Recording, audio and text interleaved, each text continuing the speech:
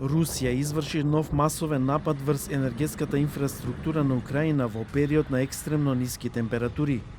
Имаше и дни прекини на електричната енергија во повеќето региони, вклучително и во Киев. Украинскиот председател Володимир Зеленски изјави дека Соединетите Американски држави поставиле рок до јуни за постигнување договор за прекин на руската агресија. Доколку рокот не биде испочитуван, администрацијата на Трамп најверојатно ќе изврши притисок врз двете страни. Друзями Украины, американците предлагаат да се заврши војната до почетокот на ова лето и веројатно ќе извршат притисок врз страните точно според овој распоред. Тие велат дека сакаат да завршат се до јуни и ќе сторат се за да се заврши војната. Тие сакаат јасен распоред на сите настани.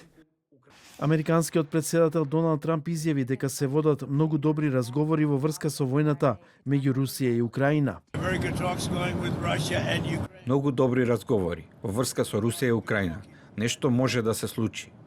Американските и украинските преговарачи разговарале за целта Русија и Украина да постигнат мировен договор до март, иако според некои извори, веројатно е дека овој рок ќе биде пропуштен поради несогласувања околу клучното прашање за територијата.